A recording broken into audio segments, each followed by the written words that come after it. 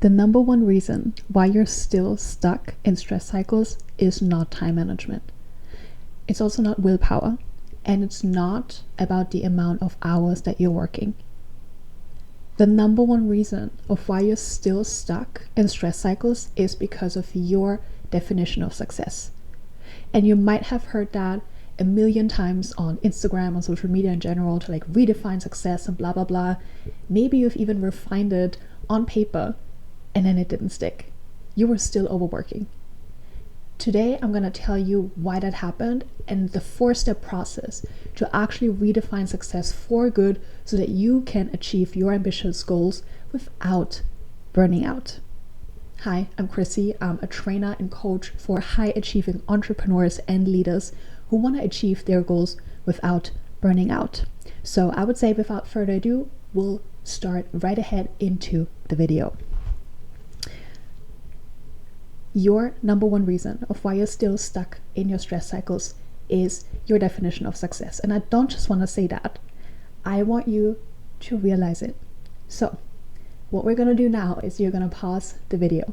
You're going to take pen and paper and you're going to write down what comes up when you hear the word success. Better is when you set a timer for 30 seconds. Tell yourself the word success and just write down without any judgment what comes up. So pause the video now. Do this.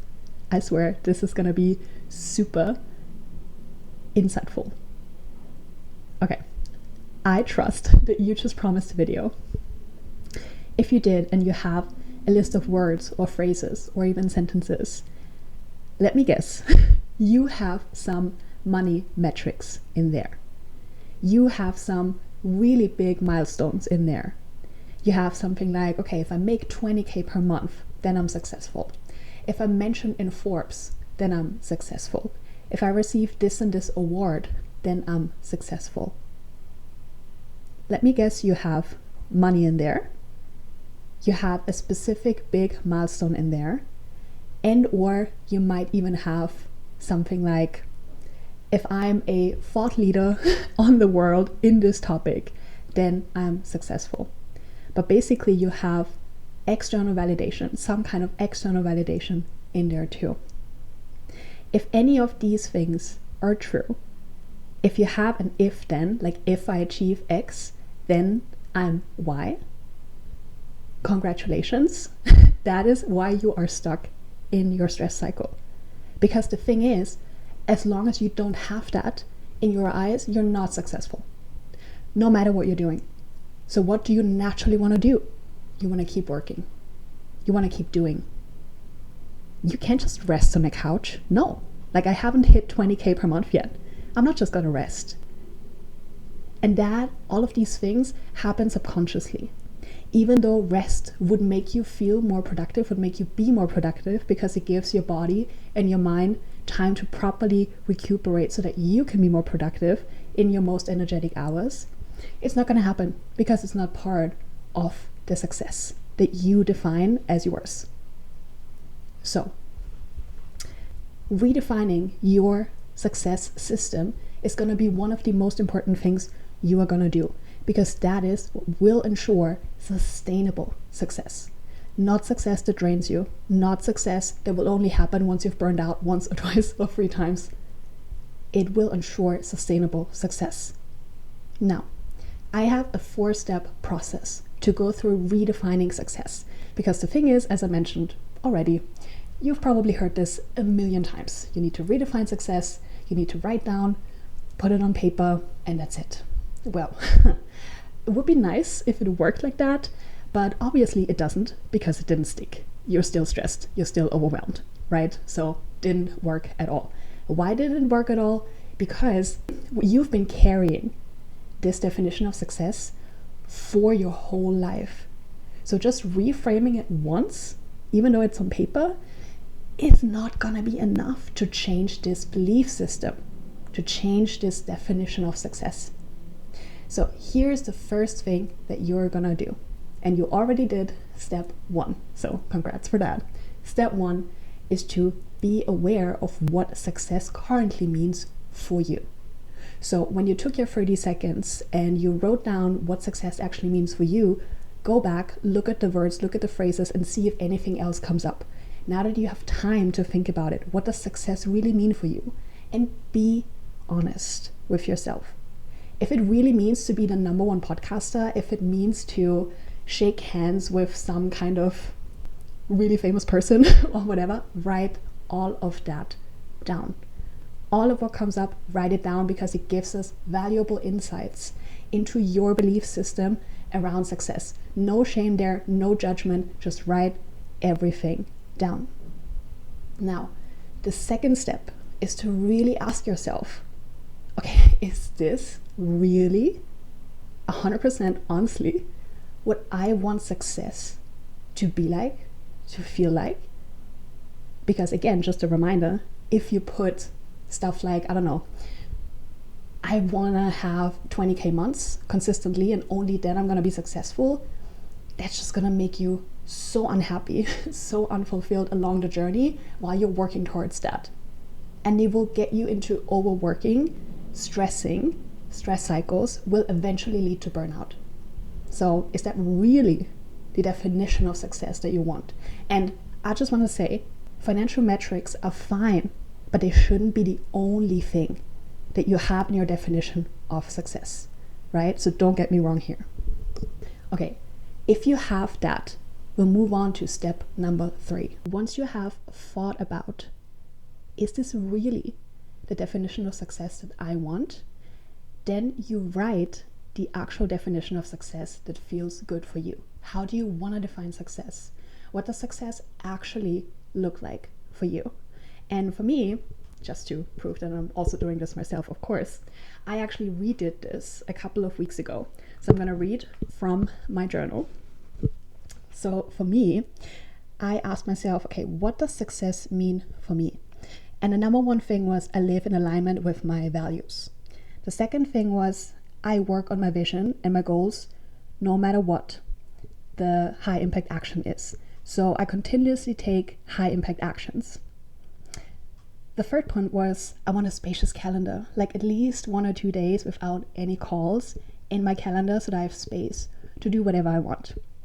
And then the fourth point was space to go to the gym, dance bachata, like space for movement and space to do things that I really love, like bachata and going to the gym, going for walks, naps, all of these things.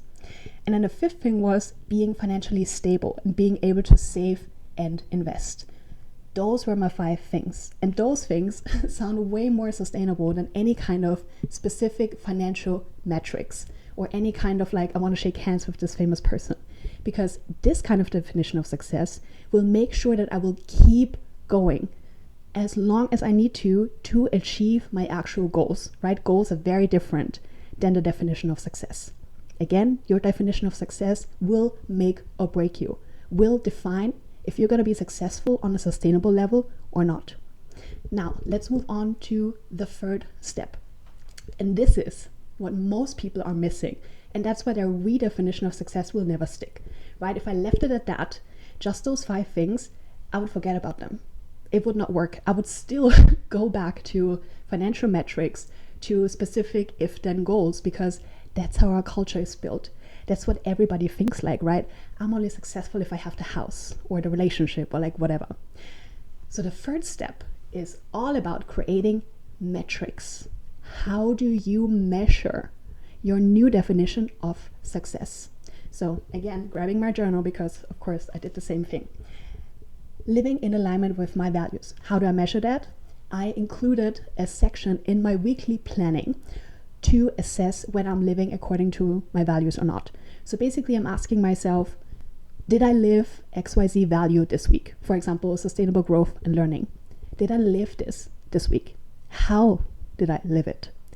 And that's how I'm measuring this on a weekly basis. The second thing is I work on my vision and goals with high impact actions. I do have a monthly steps taken document. So I document all of my high impact actions in all my life areas. That is how I track it. How I track if I'm still working on my mission and vision. So I always know, no matter what's going on, I am taking action, no matter how little time I have to do it. Now, the third thing was space in my calendar. Well, that's easy. That's also in my weekly planning. If I already know I need spaciousness in my calendar, that is what I'm going to plan in.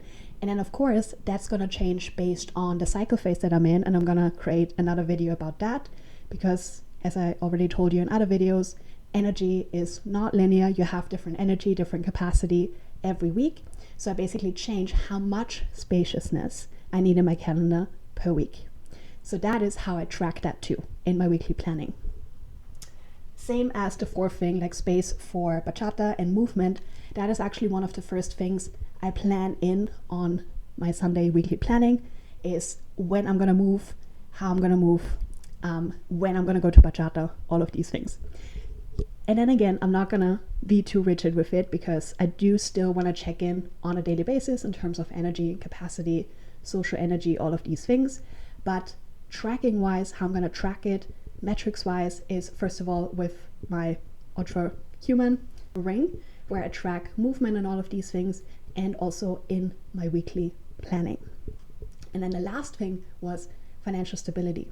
And I do a monthly financial check-in where I track my expenses, my income, where my assets and like savings and all of these things are at, investments, and that is basically how I track that. So I have a tracking system for all of these things that make up my definition of success. Now let's talk about step number 4, which is honestly the hardest part about all of it. Because the hardest part is not about redefining success or thinking about all of these things or coming up with metrics. It's really about sticking with it when the world does the complete opposite.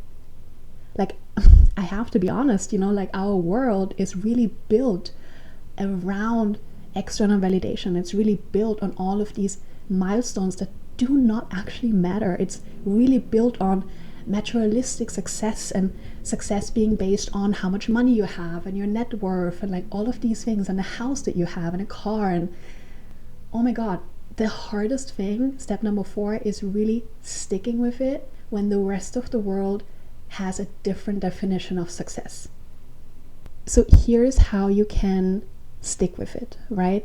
Step number 1 is really learning how to applaud for yourself.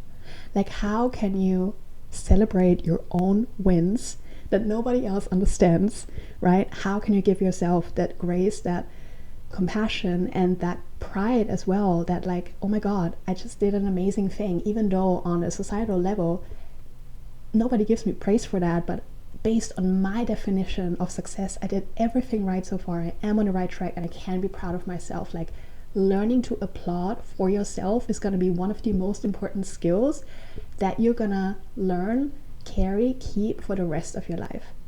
The second thing that you can do here to make it easier to stick with it is really to look for friends or mentors or coaches or a circle and network that also has a different definition of success, right? I'm so happy that I have friends that agree with me on sustainable success, on not overworking to get to my goals, but to really like nap and enjoy my life, dance bachata, travel, really take time to be a person, not only a businesswoman or, career, like all of these things, thought leader, whatever I want to do.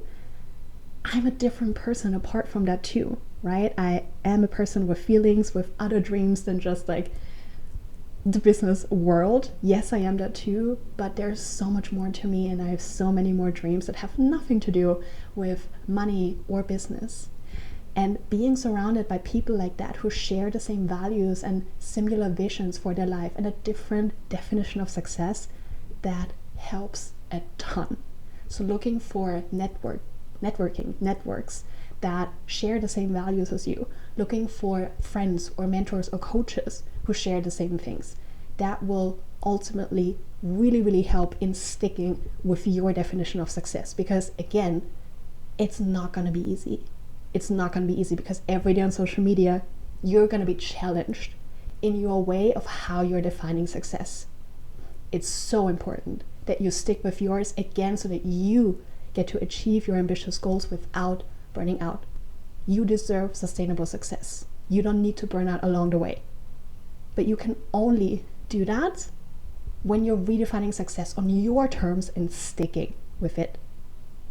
And if you need any help, that is exactly what I do with my clients, right? I help high achieving entrepreneurs and leaders really build their own definition of success and really build their own sustainable way of moving forward so that they can achieve their goals in a mentally, physically, emotionally healthy state, achieving their goals without burnout. So if you want help with that, definitely book a free discovery call with me and let's talk about what this would look like for you. So I wish you all the best for redefining success and actually sticking with it. And I'll see you in the next video.